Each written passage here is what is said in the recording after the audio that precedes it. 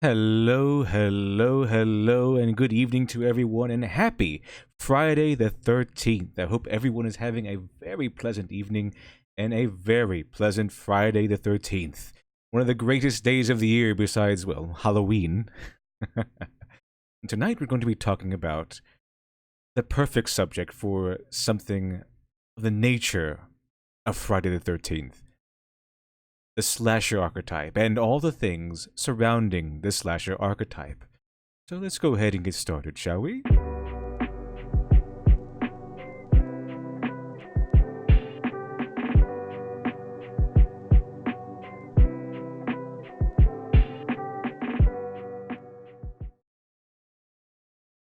And we're back with the first edition. I am your humble host, the Literature Devil. Tonight, a very special topic. Not usually someone who talks about horror specifically. Although I do like scary stories, I am a ardent fan of scary stories in the horror genre. But it's not something I usually dabble in. I usually dabble in horror specifically around Halloween, the usual time of the year to dabble in horror. One movie I do like to watch outside of Halloween is, of course, American Psycho. But I'm not really sure if that's a horror movie per se, other than a great moon. It's a great movie. I recommend American Psycho, by the way. It's not really. I thought before I watched American Psycho, first of all, I thought it was a spin off or some sort of stylized remake of Psycho, but it's not. It's completely different.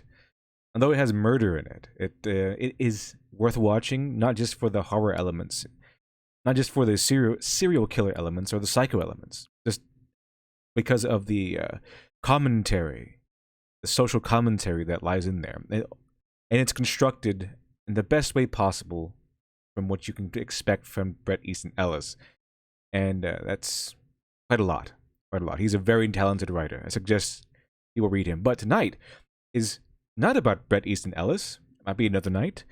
Night is about the horror franchise, the whole entire genre funneled down to one of the greatest American icons of the genre, the slasher archetype. Now, one of the things you think of when, at least one of the things I think of when thinking of the slasher archetype is, well, not just Freddy Krueger, but and not just Michael Myers, but the person who comes to the forefront of my mind.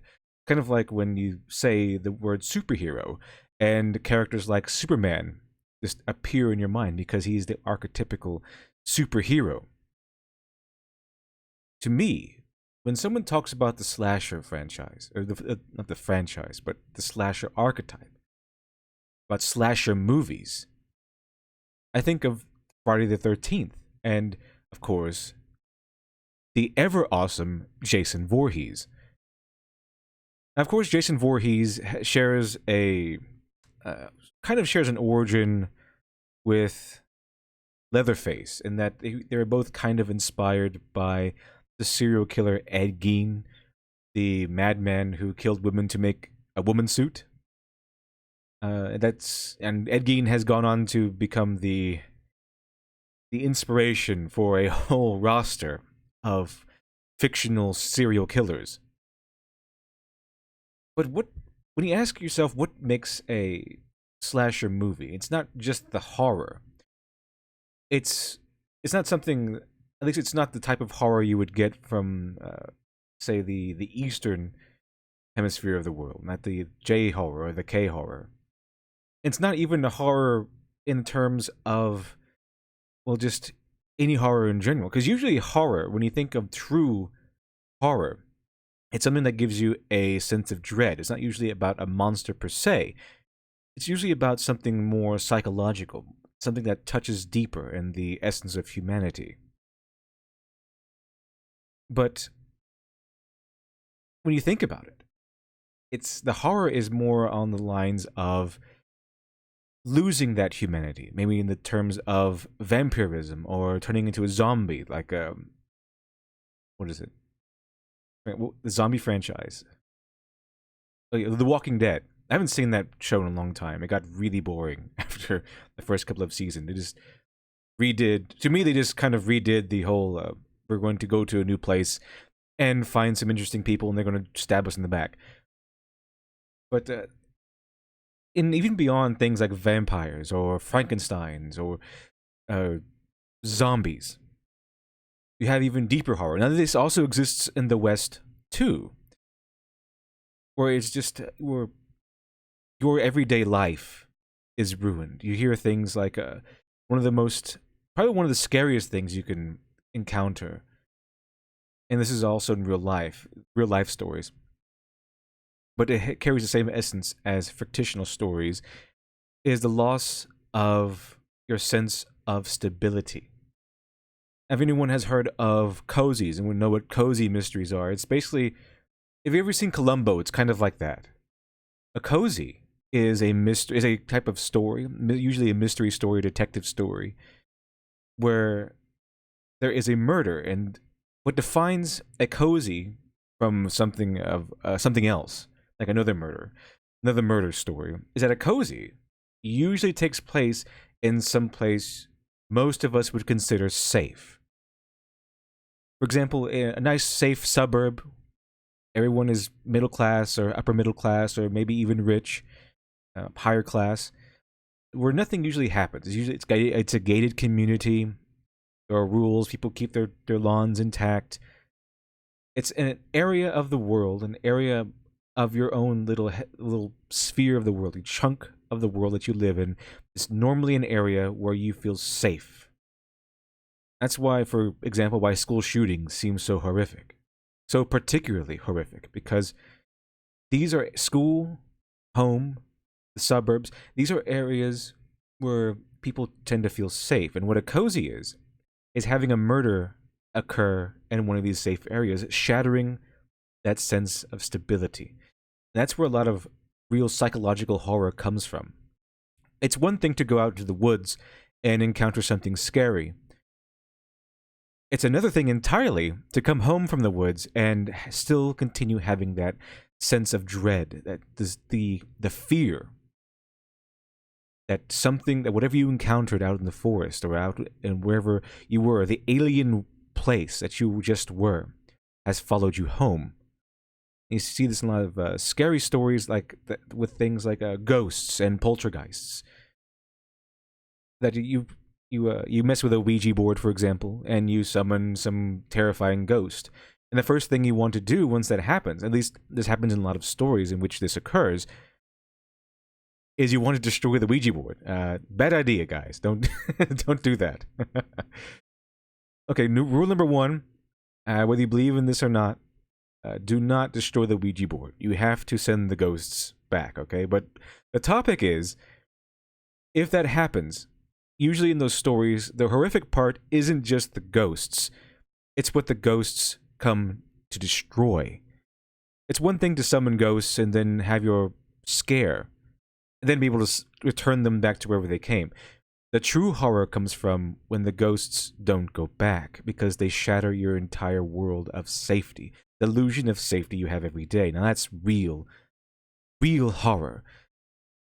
So when we talk about horror and why these serial killers, these slashers, are so scary, and of course it's more about the gore and the killing rather than sheer horror, but they do represent horror in of themselves. What they bring with them is a sense of instability. And that's why people tell scary stories when they're out in the wilderness, because you might be in a camp space, and the camp is a home away from home, and because of that, you feel safe in camp. The point of a scary story is to destroy that stability. And what these serial killers tend to do, or these slashers tend to do, is shatter that stability. Even if you walk outside the slasher archetype, you have things like It, which haunts a little town called Derry, which should be an innocent little town filled with innocent little people. People just who should be happy and happy-go-lucky. You know, the stereotype of these southern people who farm and who like each other, who everyone knows everyone else's business. But It is there to destroy that, what should be a very happy and stable community. That's where the horror comes from. In essence, the world becomes Kafkaesque. So, what happens in a slasher archetype? What happens? How is this built?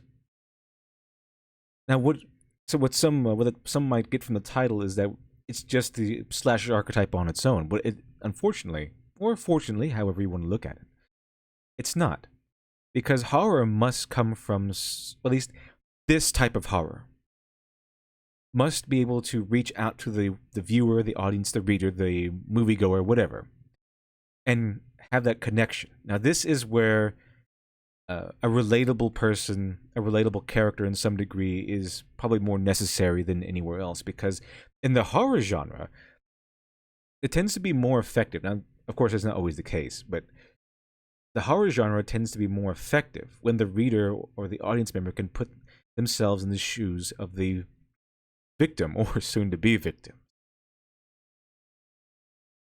So when that happens, when we can place ourselves, for example, in the shoes of the teenagers at Crystal Lake, we get to feel the dread. We get to imagine the sense of dread and the sense of terror that someone like Jason Voorhees can bring with them, even without actually seeing him, just hearing stories that there is an immortal killer out there who's out for vengeance or out for some sort of vendetta against anyone who stays there. So what happens then? So what actually makes up this archetype? What are the necessary elements surrounding it? Because you can have a serial killer, you can have a slasher, but when we say slasher, we mean a killer who is out there, well, to kill someone, right? And that brings us to the other side. Who are the victims of the usual slasher? Now, this is something that is probably very difficult if you're in the school of the NPC crowd, because the NPC crowd only has maybe 1 to 2, if you're lucky, maybe 3 personalities they can write. They have their friend, they have their enemy, and they have their ally. You know, their friend is their fellow feminist or their fellow soy boy or whatever have you. Their enemy is, of course, anyone who's to the right politically of them, and the ally is someone they really kind of hate, but have been able to bully into supporting them anyway, despite how much they actually despise them. So basically, those are the 3 personalities you can write. However, when you want to have a slasher archetype, when you're writing a story, a horror story that's centered around a serial killer, someone who, well, not just any serial killer, but a killer whose only goal is to walk around and start killing people. And that's where the horror comes from. Kind of a force of nature, kind of a look into a walking, living specimen of instability. It's the people that surround this character in the story. It's the people. It's the different personalities and the different people that populate the camp or populate the neighborhood or wherever the territory the serial killer chooses. Now, on that note, there's a big difference between a slasher, your typical slasher, and a serial killer. Now, if you notice in this little picture here, you notice Hannibal Lecter in the corner, and then you notice people like Michael Myers and Jason Voorhees and Freddy Krueger. There's a difference here. And now, with your typical serial killer in, say, the genre of Hannibal Lecter, he's usually more. I mean, the Hannibal Lecter series, they kind of built up the serial killer as a more of a artistic mode. The artistic serial killer, one who wants to turn their victims into a work of art, or is killing for some higher purpose in his mind, a higher purpose for some philosophical difference.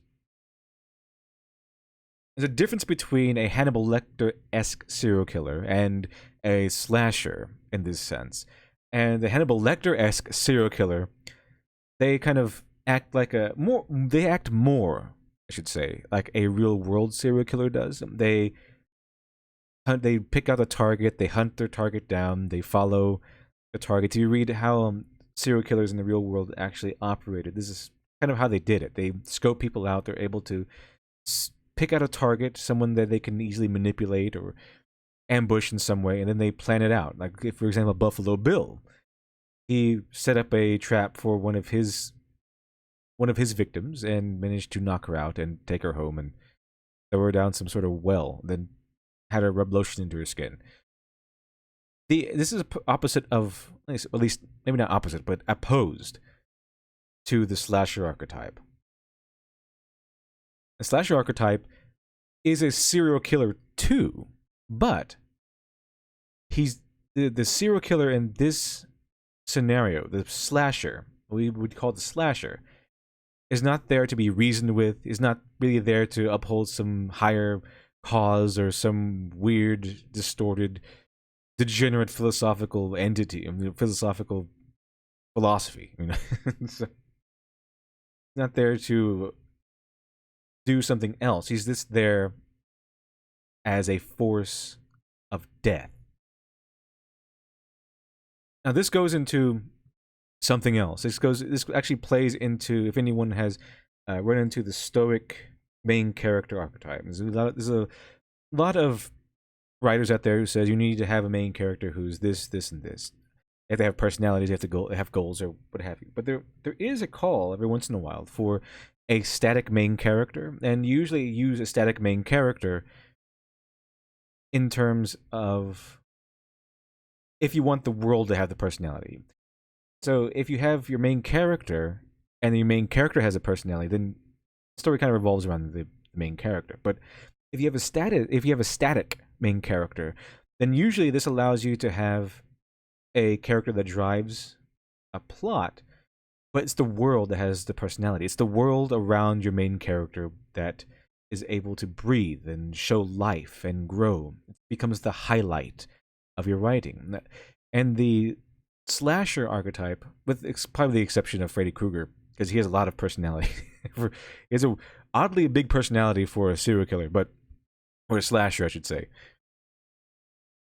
But in that sense, your archetypical slasher, your Michael Myers and your Jason Voorheeses, those types are my favorites, and it's for that exact reason. It's because they are the static character, and that allows everything else around them to be elevated, to be highlighted. And on that note, that's where the personalities become so important in the people he aims to kill. Your archetype, your slasher archetype character aims to kill. Let's see. Let us see. Jono84, you really need to chat with Professor Geek. I would totally be down to see you and him talk archetypes and writing style. Well, I've been suggested, I think, Professor Geek and a few other people to join. And I've also been suggested multiple times that I should go on EFAP. I'm open to it. As soon as I get an invitation, I probably will go on. I'll put it that way. If I get an invite, I probably will say yes. Let's see here. The bored enthusiast, everyone in horror films lose their common sense. That, it is a trend in a lot of these slasher films. These over the top American style gory slasher films. These your Saw type films also, that sort of thing, kind of lose their common sense. It's even been parodied, and it's even satirized and parodied in a lot of other works, like the Scary Movie franchise. And that normally I would say that was a mistake. That was a essence of poor writing. That's something you shouldn't have your characters do. Just lose all senses once the scary moment happens, or once the serial killer raises his head. And I guess you could argue that that's actually kind of plausible, because if you have a serial killer after you, you might actually lose your senses. But second of all, it's such a norm in these movies that it's become sort of endearing. It's become sort of part of the genre. It's kind of like, if I wanted to watch a kung fu movie from China, it would be disappointing if the lip sync weren't awful. I would want the lip sync to be bad. I want it to be over the top. and I wanted it to be cheesy, kind of like a I don't know. One of my favorites is Shaolin Soccer. That one's really cheesy, and lip syncs the lip sync is awful, but I like it even more for those reasons. And I think someone had pointed out a long time ago about Richard Meyer, his Jawbreakers comic, how it had some plot holes and had some Deus Ex Machina, and normally, yeah, that would be a mistake, but and you could technically still call it a mistake, but it's just it's still endearing for that genre. I should say that genre. He's making like a B movie action movie, sort of like a B grade action movie style story. Just action over the top strangeness, and as part of the charm. And I would say the same thing about the characters just losing their minds and all common sense in horror movies. It's just part of the charm now.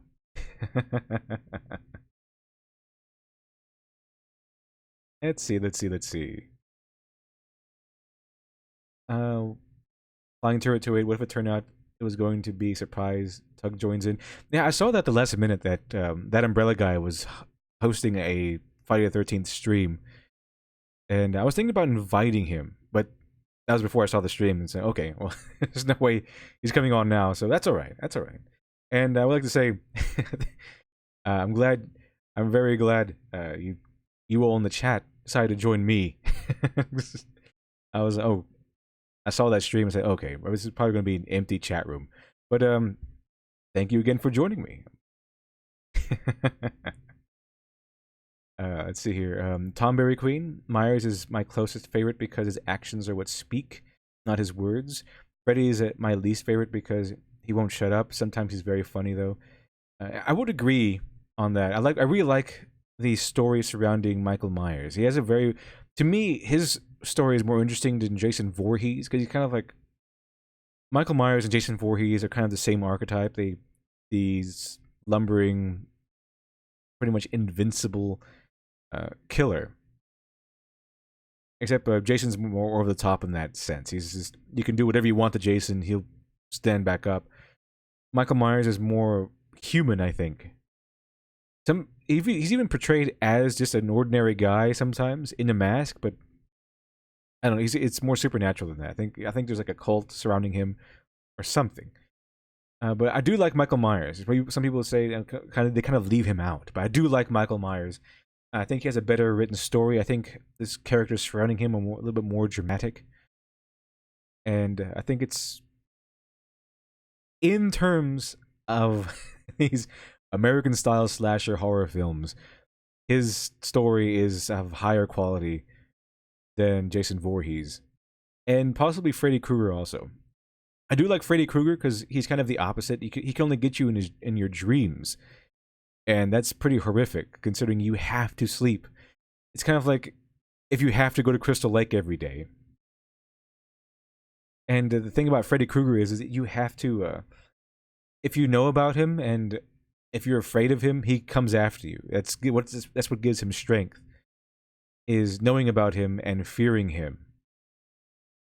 It's kind of like being afraid, having to go to Crystal Lake every day, and being afraid to go to Crystal Lake every day. And the more you're afraid to go to Crystal Lake, the stronger Jason gets. But the Michael Myers case is more grounded in like a, I guess, satanic-esque. I'm not really sure if the cult that his babysitter was a part of was actually a cult of Satan, but it has that vibe to it, as that very dark, ominous, end of the world sort of vibe to it that you might see in an actual scary story that someone might encounter. There's all kinds of stories you encounter involving cults and things, and that might hit closer to home with some people. Jason Voorhees, he just comes back to life for some reason. Freddy Krueger is a demon that hunts you in your sleep. It's scary, but Michael Myers feels more rooted in quote unquote reality because the cults actually exist. These weird cults actually exist. They sacrifice whatever, and they perform dark magic rituals, whether you believe in that or not, whether you think it works or not. So Michael Myers has a more of a horrific appeal in terms of how much horror and dread he can exude from his story and character. it's more he's more closer. Well, he's the closest, I should say, from the American hyped up over the top slasher genre to the artsy Hannibal Lecter people, the Hannibal Lecter kind of serial killer. Because Hannibal Lecter, even though it's also over the top, all these serial killers are all artsy and they're all trying to uphold some sort of higher philosophy or something like that. They are still they're also all still grounded in reality. Like some serial killers actually try to kill for some other reason besides that they just have like some need to. Might have a demon in their head or something like that, some voices or something that drives them that's beyond just a need to kill someone. Let's see here. Jonah 84. Did the U.S. invent the slasher? The closest I can think of outside the U.S. is Jack the Ripper. They might not have. U.S. might not have invented the slasher per se, but to me, as far as I've seen, the U.S. has perfected the slasher, and it's kind of a in between a thriller and a horror, like an action thriller and a horror. It's not really grounded in what you would go to horror. Like you, if you wanted to watch a movie that was centered around real, true, dread-filled horror, it probably wouldn't be a slasher film. Not even if it's what was it? Not even Jeepers Creepers. It's more you want to see, you want to have fun watching gore, and it's more of like a blood, bread and circuses sort of style entertainment with set in the horror element. Now, for like a real dread horror, you might have to look to the East because they still have that. They have that formula down pat. It's that. It's that. It's being able to paint an ever-existent sense of dread, even with nothing on screen, and that's true horror. Let's see here. Let's see here. Let's see here. Let's see here. The board enthusiast. What kind of characters are ideal for the characters in horror films? It all depends on what you want, because one, it might take place in setting. Now, usually your your archetypes of potential victims have at least you have the promiscuous couple, you have the whore, the slut type, and you have like the jock type. But the most important and probably most iconic uh, character archetype in these American over the top slasher films is the final girl. I'm not sure if anyone in the chat has heard of that one. You probably have if you do like a horror, at least American style horror. But the summary of the final girl is that you have your group of people, and they get killed off one by one in various ways. And usually the final girl is the most innocent, the one who is maybe she has a boyfriend, or maybe she just broke up with her boyfriend, or maybe someone is a guy there is trying to hit on her and she says no, I don't want to, or something like that.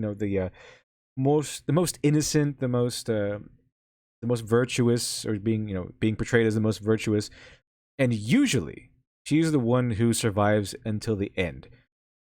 The ending may vary, but sometimes she survives and sometimes she dies. But usually, in either case, she's the one that survives to the end. Now, sometimes it is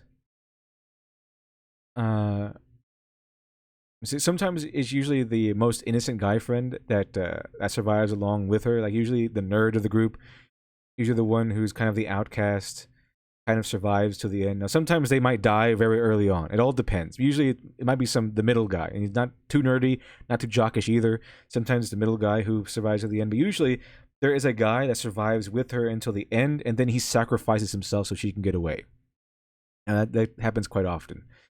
But one thing you might want to have is the final girl. Now, if you want to subvert it, I guess you can make it a final guy or something. But usually in horror, especially in this genre, it's someone who has to be identifiable to most people or relatable to most people. They can't have like mean, you can have someone who's like a military expert or something, but usually those guys they get killed off first just to ramp up the stakes. Now, the final person, if you want to ramp up the stakes and keep the horror alive, keep the tension sky high, is someone who has no real way to battle them, no real way to fight back. There's someone who has to run, and someone has to think on their feet to escape or to get away. Sometimes they're smart enough to figure out the killer's weakness, or to outsmart the killer and well kill the killer, or to get away somehow. Sometimes they might seem like they got away after fighting the killer, and the killer uh, just shows up again and kills them, and then you have the sequel. And it all depends on what you want, how you want it to end. Because I've seen movies in this genre end a multitude of ways. Sometimes the killer ends up dead. Sometimes the last people get away. Sometimes the guy and the girl manage to get away, and sometimes everyone ends up dead. It all depends on how you want it to end in the end. But it's important to be able to identify and write different personalities, because even if you want to go with the jock and the nerd and the whore slash slut and the final girl, if you want more people to kill than just those, you want to have a victim buffet. And even if you want to use those archetypes, it becomes normal. If you want to say, if you write 3 of these, if you want to write a series, maybe you make your own serial killer, your own slasher, and you want to write a series and you keep using these archetypes, they can't always have the same personality. You can have your jock in your first one should be different from your jock in the second one, and jock in the second and first one should be somewhat different than your jock in the third one. I mean, they might be all identifiable as the jock, but they should all be somewhat different and more than superficial means. Like you should probably not have like a white jock in the first one and then a black jock in the second one, maybe like I don't know, Asian jock in the third one. It's be more than that. They have to have their own personalities. Now, this is why I mentioned earlier that NPC people probably will have a very hard time doing this, because they only have 3 personalities in the repertoire. So it's not just that you have different personalities concerning archetypes. It's that you have different personalities under each archetype. So you can have different types of nerds. Like you can have a nerd who is more into electronics, or a nerd who is more into music, or a nerd who's just like more of a hipster, and he's into just really old things and trying to make them cool or something. And you have different kind of jocks. Maybe he's a type of jock who likes to bully nerds, or maybe he's a type of jock who's nice. He just likes to listen to music. He just happens to be a guy who's really good at football or baseball or swimming or something like that. Then you have different final girls. One can be more promiscuous, just not as promiscuous as the slut. I mean, she relatively promiscuous, relatively virtuous. Then you can have her be, straight out of Bible camp. It all depends on how you want it. But the thing here is that when you're writing in a genre, writing in a story where people are likely to end up dead, and therefore you have to have a large group of people to start off with so that they can start being killed off one at a time, it's important to know how to write different personalities. And if you're a writer, if you want to become a writer, that's why it's very important to do a skill we call people watching. Now, artists do this too. People who like to draw, and people who like to draw, paint, whatever. Artists that work in the visual mediums, they like to do this also, but for different reasons. Visual artists tend to watch people just to see how different people move, how people sit. Just to watch go into a bus and watch how people sit and handle themselves, different kind of people, and how you can identify attitudes by the way people move or the way people just leisure around. And if you're a writer, you might not be working so much in the visual medium, but people watching is still an effective exercise to do. And it's more along the lines of when we say you listen overhearing conversations, and you know you're not supposed to do that. It's kind of rude. but hearing how people talk to one another, hearing how dialogue is exchanged between people and how natural it sounds. Just pick up on the natural tones of different kinds of emotions, different kinds, this difference between small talk, difference between types of small talk. There's difference of small talk between two people who like to swim, for example, and difference of small talk between, I don't know, a person who likes to shop a lot and a person who just likes to read books. And then you have different emotions. People would just listen to the types of dialogue of people who are currently in a fight and how they tend to change. And then you have different personalities, and then you have like you want to, because the thing is, if you do enough people watching and you do enough observing of the people you watch, you tend to come to the conclusion that people tend to fall into patterns, and these patterns are very good starting places for personalities. The farmers, the people who like to play video games, the gamers, the writers, the artists. These people tend to fall into patterns, even if you don't identify them as artists. The people who, I don't know, like to complain at stores. There is a whole personality to these sorts of people. The Karens of the world. And if that's why I say and stand by the fact that NPCs tend to have a hard time with writing different personalities, because they kind of surround themselves with people who have the same personalities as they are, not only surround themselves with the same personalities that they have, but outright reject personalities that they disagree with, which is anything other than the personality they have. Let's see here. Let's see here. Let's see here. Let us see. Why Not Warrior? What is something that happens in slasher flicks that get annoying quickly? Well, slasher flicks tend to have kind of a very similar formula, even if it's a different franchise. Like if you go from Freddy Krueger to Friday the 13th, Nightmare on Elm Street to Friday the 13th. But they tend to follow the same formula, the same sort of archetypes in there. It starts off normal. You get introduced to the normal lives of the people. Someone introduces the possibility of a serial killer. The serial killer story, and then serial killing happens. They get the main character get themselves into a scenario where they're going to encounter the serial killer for the evening, the slasher for the evening. I believe Nightmare on Elm Street starts off a little differently. It starts off showing you the killer in action. I think that's what happens, and then it goes into them introducing you to the main characters and all.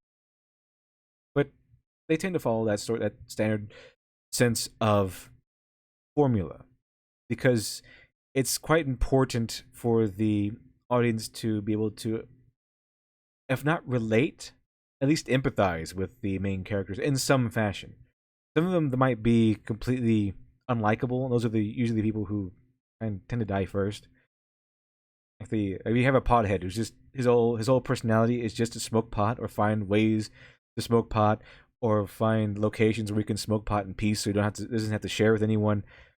He's probably going to die. He's probably going to die first. I don't, and for some reason, like I don't know why, but for some reason, the American archetype, the American slasher archetype, tends to lean conservative. Because if you notice that it's usually the slut girl who tends to die off, the more sexually promiscuous you are in a slasher movie, the higher the chance of you dying in it. And so, if you want to write a slasher type movie in the more traditional fashion, you have to think in terms, I believe, of a conservative. Just what would a conservative say? That's how usually the slashers go. I mean, I think maybe the dead might vote Democrat, but it seems like the the slashers tend to vote Republican, I guess. That tends to be the trend, however. It tends to be the trend. Let's see here. Flying Turret 208 sets up a military squad slasher, the highest rank killed. second lowest ranked killed first, and then the two specialists.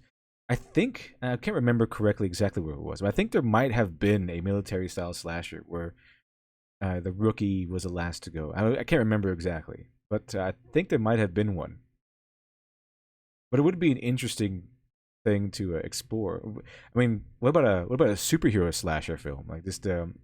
A group of rookie superheroes going in and encountering like a supervillain that just kills them off one by one. It'd be kind of interesting. Not that I'm planning on doing one of those. Final Turret 2, Flying Turret 208. Introduced final girl Lola. She is African American, familiar with slavery as her mother was a slave in 1997. When Cast freed her, she is optimistic and is 22, born after her mother was liberated. That's an interesting final girl. It was very, very PC. Very PC. Let's see. The Board Enthusiast. Have you noticed that mothers tend to be a common theme in horror? Why do you think that is? Well, that's true. So you have Norman Bates, you have Jason Voorhees. The Michael Myers had a female babysitter, I believe. And then I guess it kind of also ties into the wicked stepmother archetype. You know, the Disney archetype, where it's the wicked stepmother. If it's a stepmother, it's evil.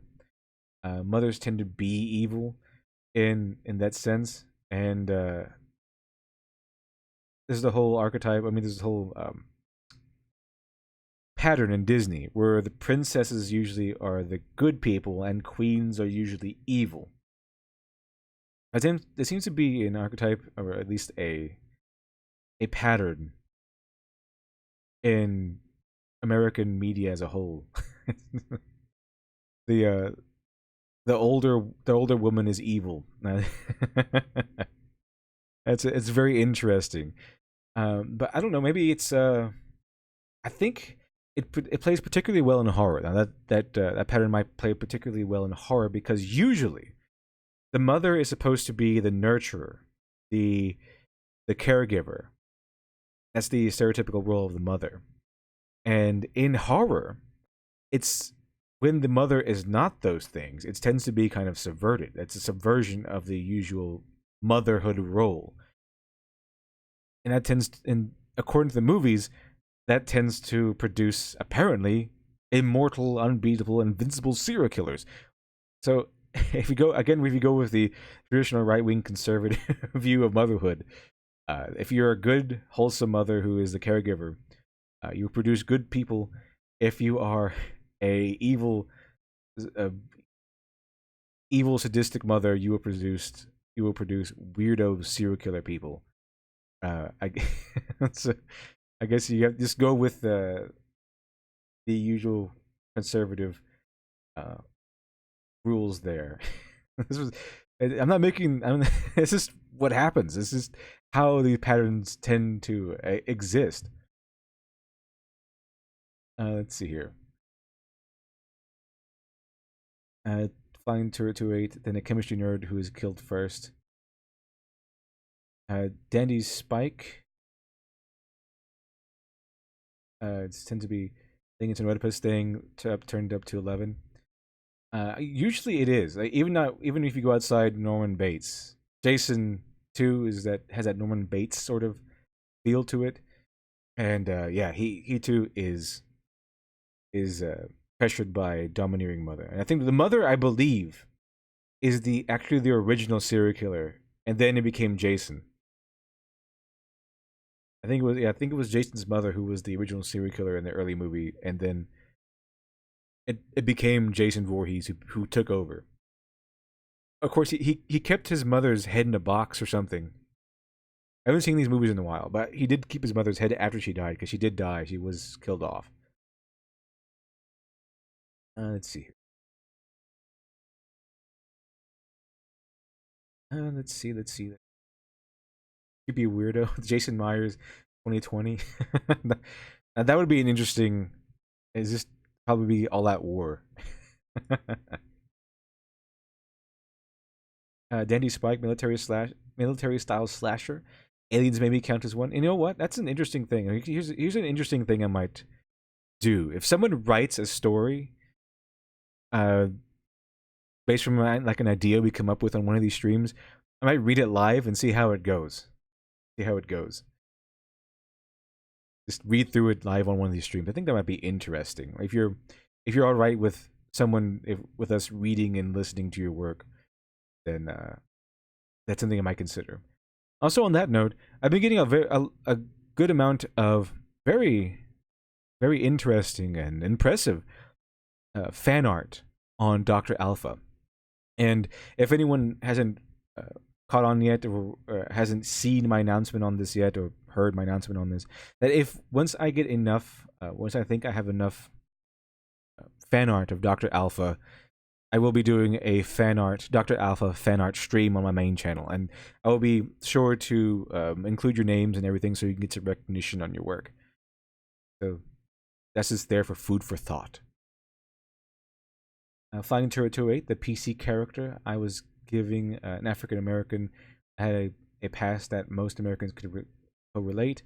I told you there's a white slave, you'll doubt me at first with the actually, yeah, white slavery is a thing, but I think the PC people will get angry at that. Because according to them, there's you can't have any sort of suffering if you're white or whatever.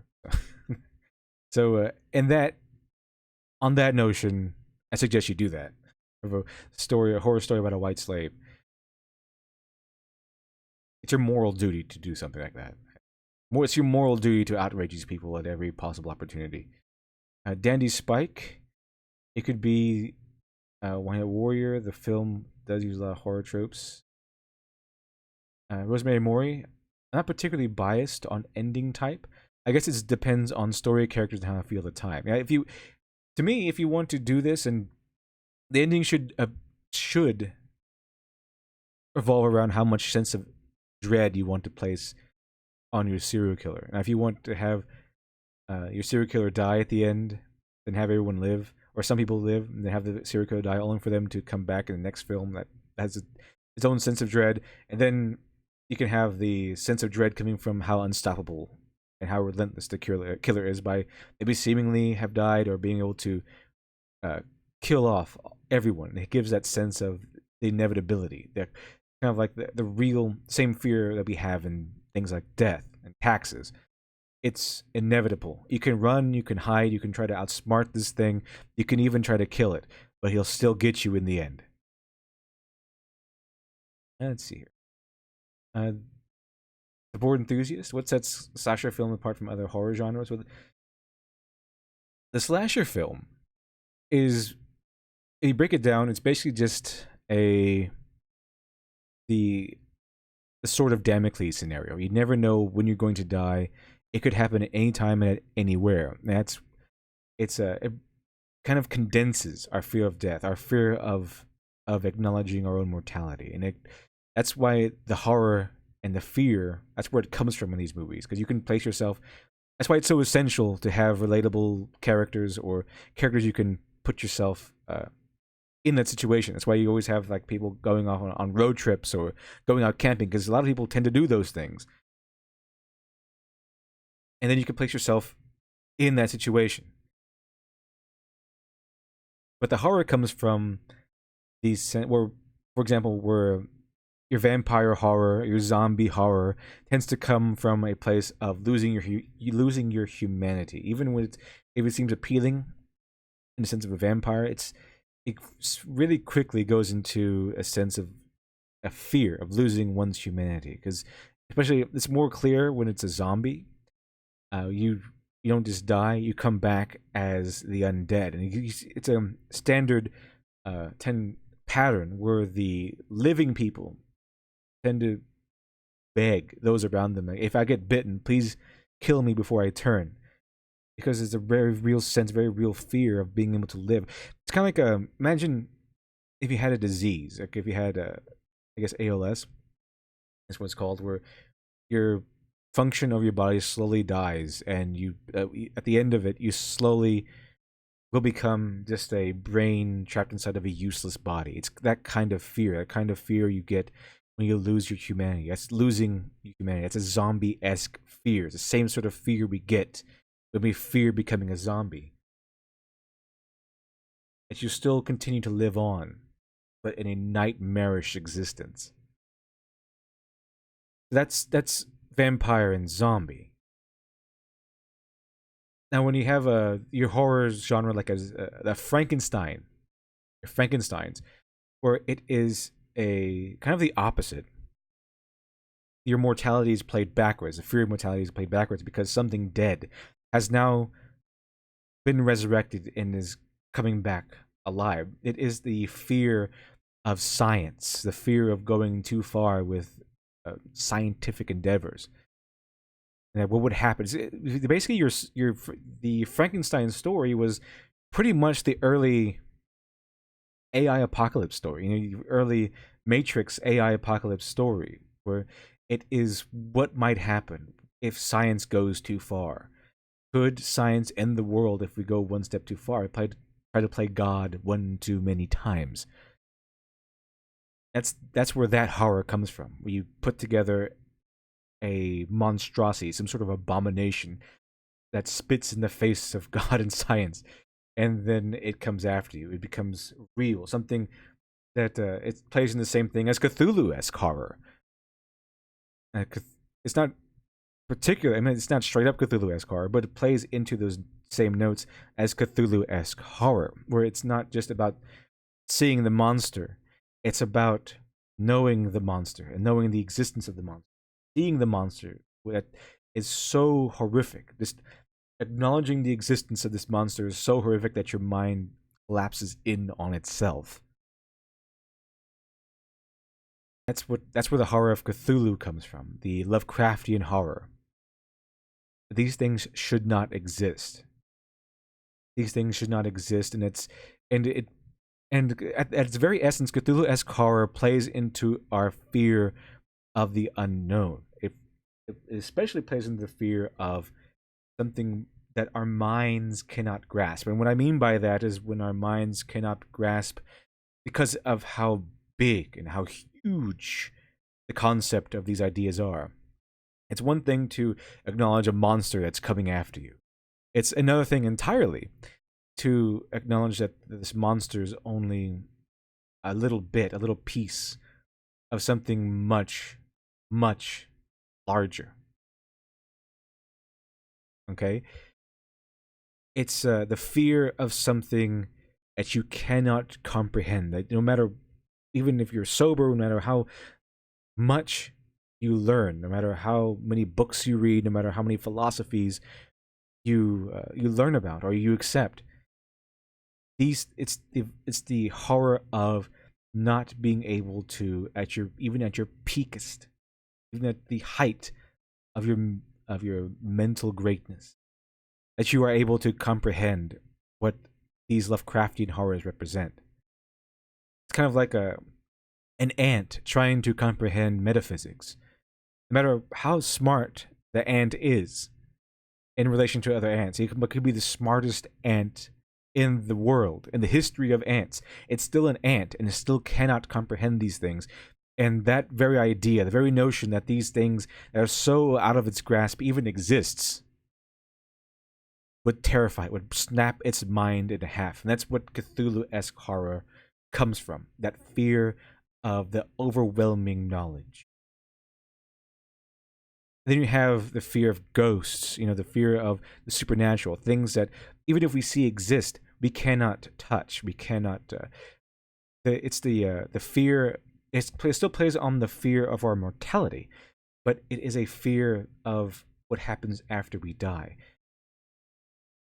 And especially in terms of these vindictive, evil ghosts, it really plays into our sense of the afterlife will be a paradise, especially if you buy into the paradise afterlife, which a lot of people do. I mean, it's in a lot of religions that the paradise and the afterlife is a possibility. But ghosts give us horror because one, it's something that shouldn't be there. It messes with our sense of stability, for one, as I said earlier. But second of all, these tormented souls give us a fear of of the unknown that is the afterlife, because it's common that we want to imagine the afterlife as something that is pleasurable, that is a paradise. But if we see these tormented souls of people who once were alive and are now dead, and their entire existence is suffering and pain, that is scary, because that suffering and pain, there is no escape from that. This is eternal. That's where that goes. And ghosts, yeah, one thing, it's something that it's scary because ghosts exist in that scenario, and that you can't do anything. There's not really anything you can do to fight it, and that they can ruin you, they can haunt you, they can scare you, and they can start messing with your life in the strangest of ways. But it also bleeds into that whole sense of the unknown, where it makes the unknown, the liberation of the unknown of the afterlife. It makes it more certain, and that certainty they give you is horrific. Now let's see. It's flying turret 208. I've seen the effects of ALS. My mother, she suffered somehow somewhat optimistic, but she had a much shorter temper with all that was happening to her. Yeah, and that's why that's sort of losing your humanity is so scary, because those are horrific diseases, and being in that eternal nightmarish scenario, that's what happens when you lose your humanity. Even if you were to become like a vampire and become, I don't know, become handsome and or beautiful, and you gain all these strange powers, you lose what made you you. You lose your ability to grow older. You lose your ability to change or to fit in. You are forever an outcast, and you are forever the other. You can't even. Becomes harder to relate. You make relationships with other humans, and then they die, and that happens forever. And then you lose touch with what makes you human. That's why if you watch One Punch Man, you can kind of get a sense of what he's going through, because he loses touch with his humanity. The power he has, the price for that power, was essentially his humanity. And you might say, well, maybe that was a decent price to pay. If you lost your humanity, you might not think so, because now he can't. It's harder for him to feel, harder for him to empathize.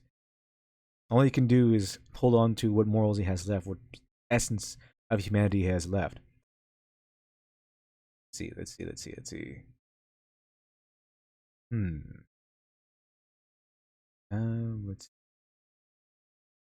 The board enthusiast C.S. Lewis calls it the fear of numinous in his book The Problem of Pain. Yeah, C.S. Lewis is very interesting. I know that C.S. Lewis, he was one of those who tended to put his views into things, but he did it correctly. I'm going to do a video eventually on political works versus works inspired by politics. Now, if you want to look at C.S. Lewis, sometimes he kind of straddled the line between there. But if you look at his works, such as the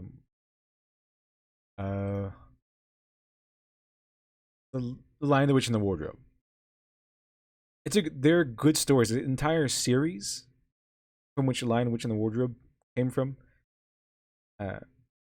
they're good. It's a good series, and it's a story first, allegory second. I mean, you can read the story, and you can not have you can not pay attention to any of the Christian allegory things that are in there, and then you can still have fun. It could still be an entertaining story. Now, if you go to something else that is a story that is politically driven, something that is a political story rather than something that's politically inspired, you essentially get NPC Marvel. It's just characters being used as tools to push an agenda. That's when the big difference is. I'll probably go more into that later on in an actual video. That's more or less that's the essential difference. Let's see. Let's see. Let's see. Flying Turret 28, the cannon, succeeded and everything we fine and dandy. Then I found out my mom died, that I was a moron. That I wasn't going to have my mom my entire childhood. I went through reconciliation for about a month. During that month, I was essentially collapsed mentally. I always keep my problem to myself until they reach unbearable points. Then I share them. And that is where, as horrific as that is, everyone feels that pain, or at least most people do. They feel that pain, they feel that horror, that eternal fear of losing someone, that eternal fear of losing someone you love, being attached to someone, and losing them. That's why a lot of people choose, unfortunately, apathy these days, because it's very painful to lose someone you love. And that's the essence of horror in these terms. That's where horror really comes, true horror comes from. Is losing something you value. Living in a world where things that you value no longer exist or are taken away. That is what some people actually view as hell in some things. Let's see. Let's see. The Board Enthusiast. What sets Western horror apart from Eastern horror? Now, like I said, I'm not really an expert in the horror genre per se, but from what I can see, what I can tell, superficially, in America anyway, the American horror genre, it tends to do the same thing as it does with pretty much every genre. That it cranks up the gore and it cranks it up to 10. And if you want, an American horror tends to be more gore and violence heavy, whereas Eastern horror, from what I've seen, tends to play more on the sense of dread. Shattering that sense of stability. I mean, in Eastern, you can have you show a monster, and then for the rest of the movie, the sense of dread just hangs over the rest of the film, and it doesn't go away. A sense of dread. If you feel a sense of dread, that's when you know a work of horror is doing its job. What I mean by a sense of dread is that while you're watching the movie, you're constantly looking over your shoulder to make sure no one is sneaking up behind you to stab you in the throat or something. You feel unsafe in real life. It makes you feel unnerved. The movie destroys your real sense of stability. That's what I mean by a sense of dread. That's what a good horror movie should do. And slasher films can do that. They can do that. But to my knowledge, and to as far as I've seen, not really to the extent as a good Eastern horror does. And maybe there are some Western horror that does that.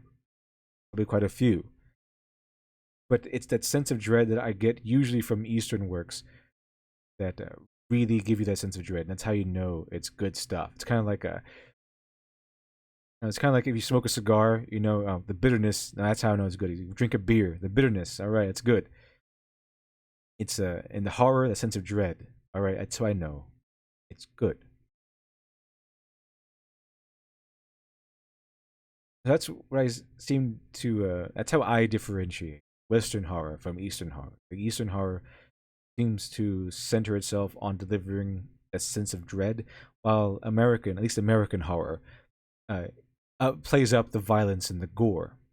While both still do the unsettling, they both break your sense of immersion. I mean, your not sense of immersion, but your sense of stability. Both shatter it, but the Eastern tends to center more on delivering that sense of dread, as if you can feel while you're watching the movie that something might actually happen. Something bad might actually happen. Let's see.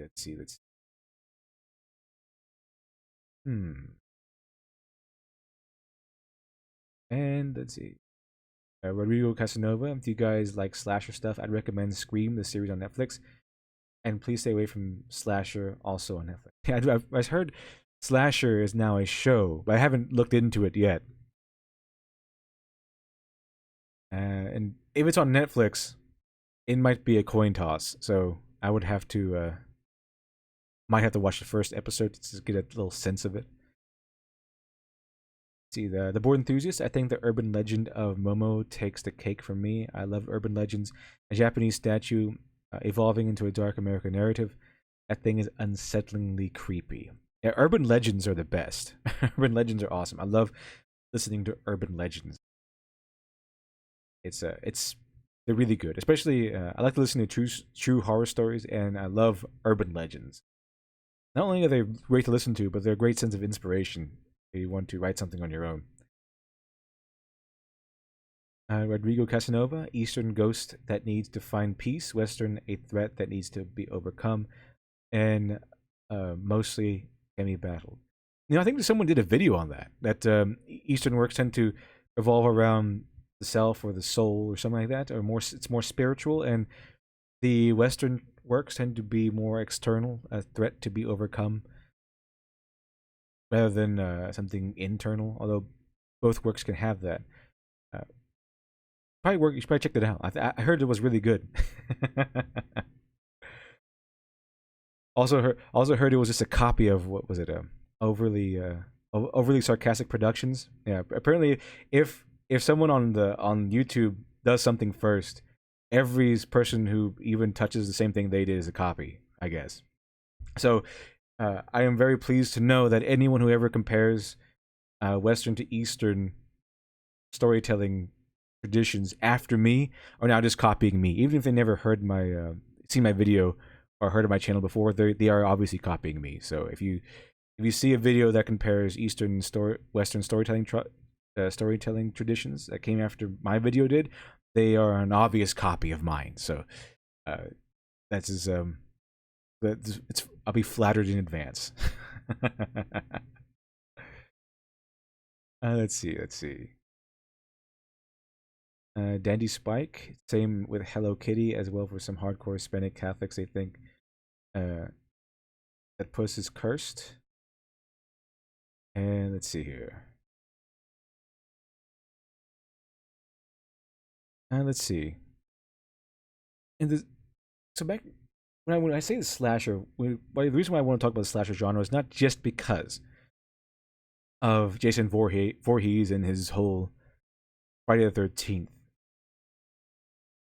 with the Friday the 13th franchise. It's because the slasher, to me, perfectly represents the icon of American horror. Kind of like how the white ghost with the long black hair has become like the Japanese or the Korean, maybe even Korean horror, and it became like the icon for them. To me, the slasher, the American slasher film, is the icon for American horror. It's where the greatness comes in, because it instills a lot of these values that, this how we like to see movies, how Americans like to see movies. Is if you want a horror, we like it violent and gory. So it kind of takes away from the more the substance and more of a popcorn munching. But from a writer's perspective, it does have a lot of goodies that you can take from these movies. And because if you notice, going back to how I said that you can, if you wanted to write something like this, that you have to think up not just a jockish personality, but a personality of different kinds of jocks. The nice jock, the mean jock, a mean jock that likes piano, or a mean jock that is secretly a Star Wars fan or something like that. So it all plays into that. And the thing is, if you notice that all these slasher films, they all have, I mean, even between Michael Myers and Jason Voorhees, who are very, very similar in many respects, they have their own identities. They have their very own identities. And that's what is very important to realize. Because even if you want to go into something more formulaic, if you even want to go into something more go by right by the numbers. It is essential that you give your work their own special identity. It's not just about creating a slasher and then having a bunch of people in there. First of all, if you want to write something that's like a slasher-esque story, you have to come up with your own concept. And you could start, this is like a lot of people like to start off their superhero concept with Superman. When you write a slasher film, you can start off with Jason Voorhees, or you can start off with Michael Myers or something like that. But then you flesh it out, and that's what you do with a lot of these things. Now, a lot of writing. You know, you read 10 or so books, and you watch a multitude of movies, and you like ideas in each one of those, and you pull ideas you like from each one of those, and you mash them together into something more unique, more yours. And I think I went over this when I went over Jawbreakers, and you can clearly see where Richard Meyer got a lot of his ideas. You can clearly see what pieces he was inspired from. But then he took those pieces, he took those franchises, those movies, those concepts, and he took out the pieces he liked, and then he mashed them into something more unique, more his own. And while it looks like, I mean, there's a lot of similarities between Jawbreakers and the Expendables. They're clearly very different. Even if you took away the superhero elements, if you took away the world of extraordinary Earth that Meyer has set himself in, they have their own unique personalities and skills, backgrounds, histories, all of that. So what would happen is, from a writer's standpoint, you can take an archetype of the slasher and make your own. And usually, it's if you want to make something scary, you start off with something that scares yourself, something that that would put you in a nightmare situation, something that you wouldn't want to want chasing after you. And with Michael Myers, it's different than with Jason Voorhees, because Jason Voorhees, he turns up in a camp, which kind of put people on edge. People don't. It's more of a hostile area when you go to camp. Usually, I mean, you have good memories, bad memories, but it's more of a strange environment for most people. The difference here with Myers, with Michael Myers, is that he actually started off more or less in a cozy. He was born pretty much in a suburb. And I think the very first movie has him in that mask, and he's a little boy, and he's stabbing people. I think his parents in a suburban house. So even though Michael Myers and Jason Voorhees have very similar styles, they're both like lumbering, solo-walking guys with a blade that are seemingly immortal and unstoppable. They are unique, not just because of the mask, but because of what horror elements they represent. Jason Voorhees represents the horror you get from stepping into an unknown environment, the Crystal Lake environment. This is camp. Anything can happen because you are in an unfamiliar environment, and he represents that. He represents the unfamiliarity, the fear you get from unfamiliarity. Freddy Krueger represents fear of the nightmare. He represents the fear of your dreams, what happens in a nightmare scenario. If you have a bad dream, he represents your deepest fears. And even worse, if you die in his dream that he's in, you die in real life. And it's a big nightmare because a lot of people tend to die in their dreams. And it's a nightmare. They might be falling forever and then suddenly drop to their death. And then you wake up with a start, and then it's fine. You deal with it, and it's fine. With Freddy Krueger, you have no chance. So it's that fear of dreaming, that fear of nightmares, all the dread and fear you have accumulated from all the nightmares you've ever had. That is the face of Freddy Krueger. Michael Myers represents the fear you get from being from having your safest spots, your safest places become dangerous. Michael Myers comes from the fear of your home, your most familiar locations being dangerous now. That's it. That's just imagine he rep- he essentially represents the fear of what happens if you take something evil home. Something evil follows you home. That is Michael Myers. That's where the same fear of Michael Myers comes from. The evil that lurks behind your door. If anyone has ever had a nightmare or had fear that you're walking through your house at night and there might be a home invader, that is the same sort of fear you have with Michael Myers, because he was born in a suburb. He was born in a familiar area that should be safe. So if you want to make your own sense of horror, your own horrific character, you have to identify what kind of fear, what kind of terror you want to exemplify. And there are all sorts of flavors of terror and fear. Just like Jason Voorhees represents the fear of the unknown, the fear of unfamiliarity. Uh, Freddy Krueger is the fear that you generate in nightmares. You have to identify the fear and then build a character out of that fear and make it as unique as possible. And remember, the closer you can make the serial killer, the closer you can make the danger, the more effective your horror will likely be. Because a lot of people go to camp. A lot of people have experienced camp, especially if you're in something like Boy Scouts. That's why Jason Voorhees is so scary, because you can identify. Like, I've been to camp, right?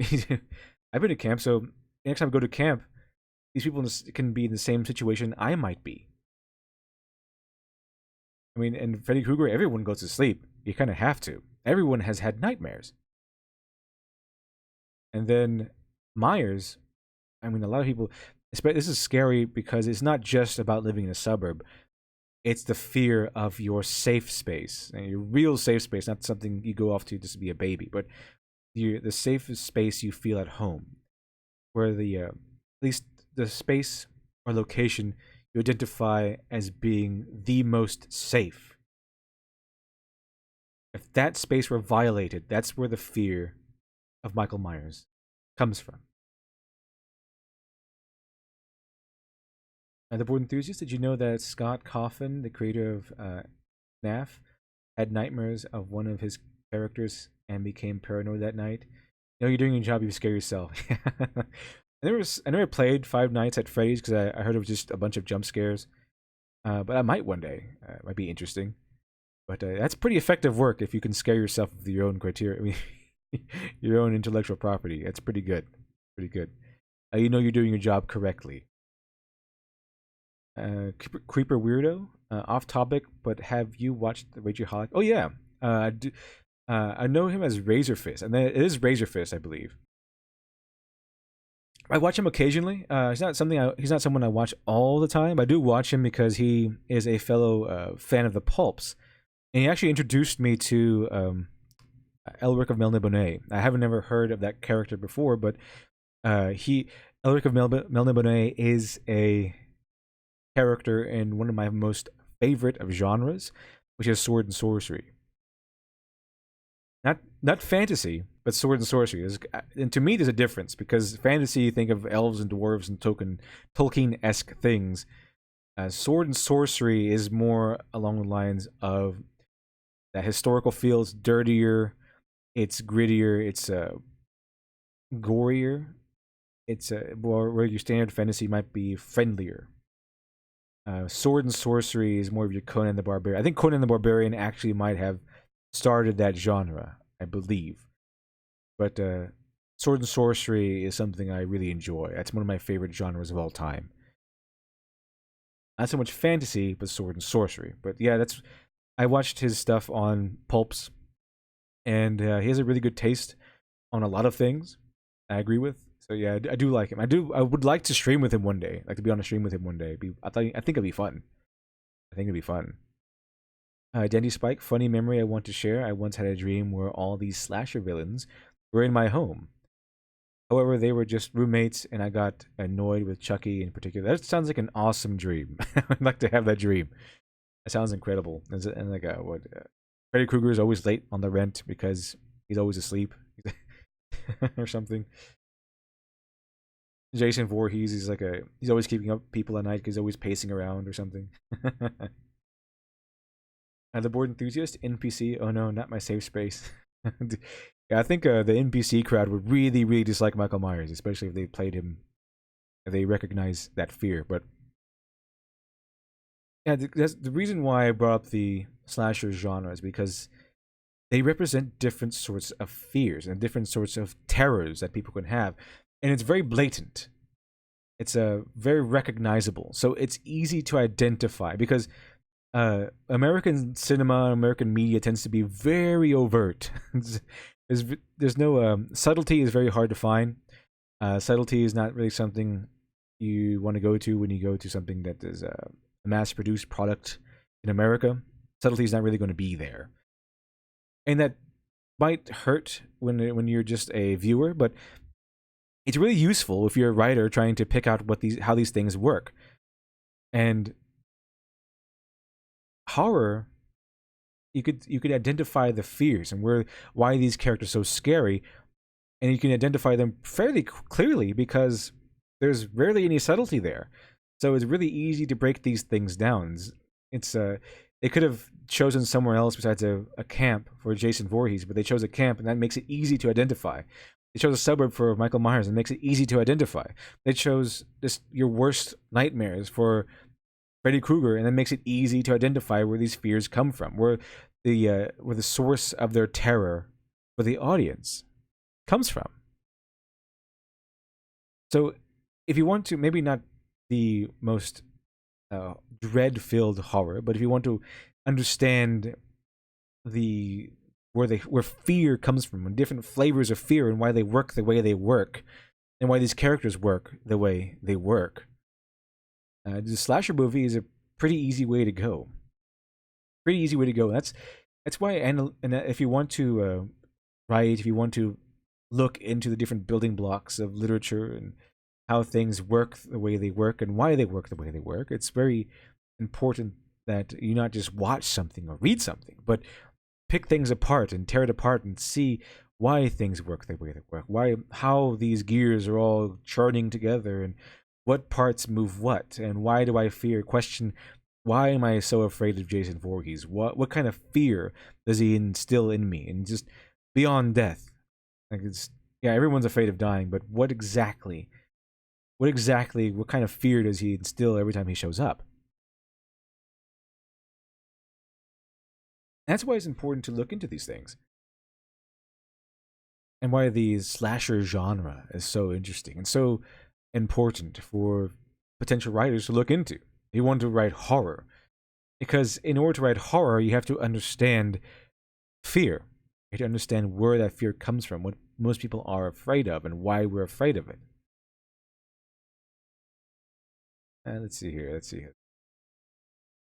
The board enthusiast, I want to get into reading pulp fiction. Where do you suggest I start?